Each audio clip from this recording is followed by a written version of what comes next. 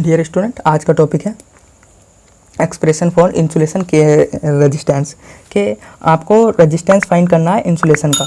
जैसे आप transmission line है तो ट्रांसमिशन लाइन में क्या कर रहे थे आप, उनके बीच का इंडक्टेंस भी फाइंड कर रहे थे, कैपेसिटेंस भी फाइंड कर रहे थे और रेजिस्टेंस भी। तो शॉर्ट ट्रांसमिशन लाइन थी, मीडियम ट्रांसमिशन लाइन थी और ये आपकी लॉन्ग ट्रांसमिशन लाइन थी। तो इसमें भी क्या है आपका कि इसमें भी आपका जो आप केबल बिछा रहे हो तो ये तो आपका कंडक्टर है, ये कंडक्टर। तो इसके मान लीजिए ये कितना है, कितनी लेंथ है, एल लेंथ है, और इसके ऊपर मान लीजिए मैंने कितना वोल्टेज अप्लाई करना है, 220 किलो वोल्ट। और इसके ऊपर फिर आपका इंसुलेशन कितना लगाना जाए, कितना लगाया जाए, वही डिसाइड करना है आपको, कितना लगाया जाए वो किस पर डिपेंड करेगा। ठीक है, इसे समझते हैं। तो क्या होगा कि मेरे पास क्या है, ये पूरा केबल का संरचना आई है ना। इसके भीतर एक कंडक्टर आर, जिसकी रेडियस कितनी है आपकी R1, और पूरे केबल की रेडियस कितनी है R2, है ना। तो अब देखो कि आप क्या करोगे, अगर पूरा का, अगर मुझे पूरे का आपको रेजिस्टेंस चाहिए तो किसी एक छोटे से पार्ट का आपको रेजिस्टेंस प्राप्त हो जाए तो उसे मल्टीप्लाई करके आप पूरे का रेजिस्टेंस निकाल लोगे। तो इंटीग्रेशन भी क्या ही कहता है कि मान लीजिए किसी की शेप बिगड़ी हुई है या कुछ भी है, कैसी भी शेप हो, तो उसका मैं आपका पूरे का क्या वॉल्यूम निकाल सकता हूँ या फिर एरिया निकाल सकता हूँ।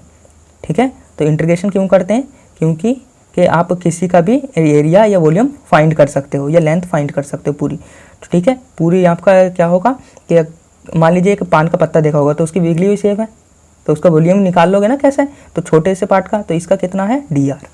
ये मैंने माना कि कोई पार्ट है, कोई एलिमेंट से कितना dr, तो इसके लिए ठीक है। तो यहाँ से लिखिए द अपोजिशन, ठीक है, offered by insulation to the leakage current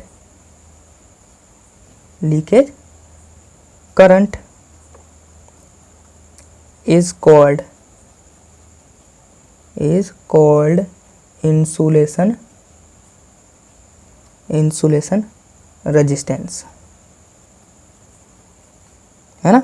resistance in the, आगे लिखिए in the cable external.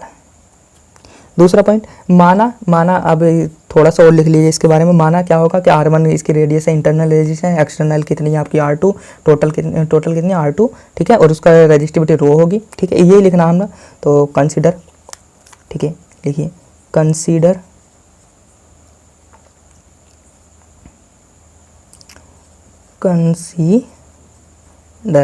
A cable with radius R2, इसकी पूरे की रेडियस कितनी है R2, ठीक है, और इंटरनल रेडियस कितनी होगी, ये तो पूरे की रेडियस R2 और इंटरनल रेडियस कितनी है आपकी R1। ठीक है, the resistivity of the material, जो भी आप मटेरियल यूज़ कर रहे हो उसकी कुछ ना कुछ रजिस्टिविटी होगी, is rho, and the length of cable is L। यानी कि ये मेरे पास कोई केबल है, उसकी केबल की रेडियस कितनी है R2 और इंटरनल रेडियस कितनी है R1, और केबल का जो रजिस्टिविटी है रो, और लेंथ कितनी है L, लंबाई की कोई लेंथ है। तो इसके लिए क्या होगा, या इसके लिए द इंसुलेशन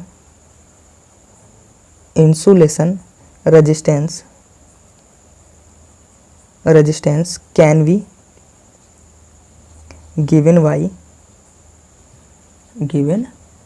by, तो क्या होगा R इंटरनल कितना होगा रो 2 पाई R होता है, ठीक है, और कितना होता है 2 पाई R।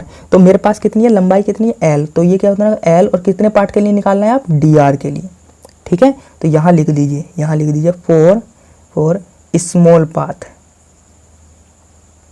Small element small element के लिए, ठीक है। तो और फुल के लिए चाहिए for full cable,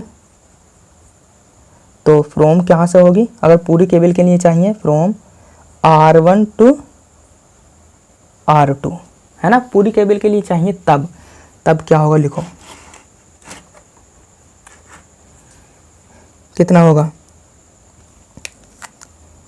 R internal कितना मिलेगा, ये मिलेगा, इसका इंटीग्रेशन करता हूँ किसके सापेक्ष में, R2 से R1 के, R1 से R2 के, तो कितना होगा, रो 2 पाई R into L D R.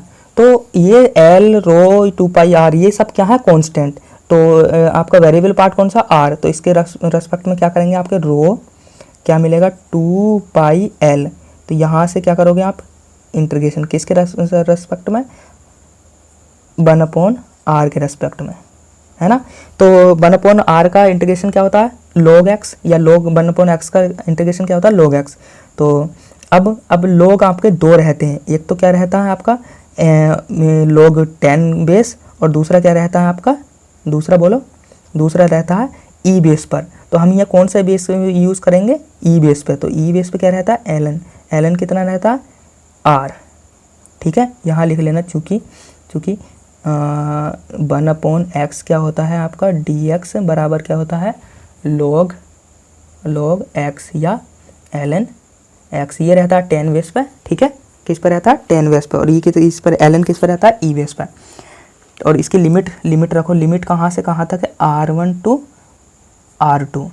तो यहाँ से कितना मिलेगा, रो 2 पाई रो एल, और यहाँ से ln R2 minus ln R1। इतनी बात समझ में आई, इसे साफ करते हैं फिर देखते हैं, यहाँ से समझ में आया, आ रहा होगा वैसे समझ में।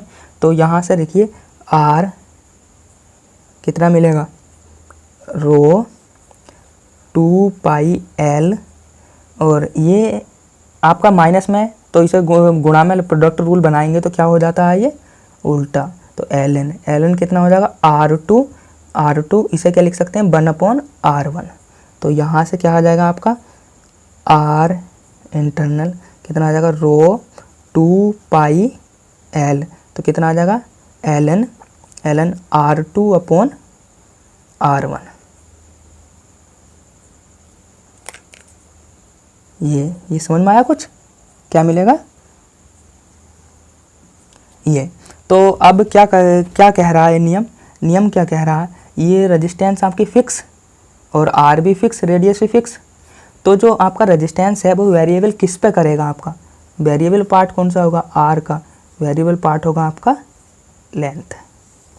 तो यहाँ से क्या होगा कि अगर लंबाई बढ़ाओगे तो रेजिस्टेंस क्या हो जाएगा, कम, और लंबाई कम करोगे तो रेजिस्टेंस क्या हो जाएगा, ज़्यादा, ठीक है। तो यही देखने वाले हैं आप अगले चैप्टर में, ठीक है। वहाँ हम देखेंगे टेस्ट कि आपका मुर्रेल टेस्ट क्या होता है, लूप टेस्ट क्या होता है, आपका वाले टेस्ट क्या होता है, ये सब आप देखने वाले हो, ठीक है। तो यहाँ तक ये समझ में आया होगा, मिलते हैं नेक्स्ट लेक्चर में।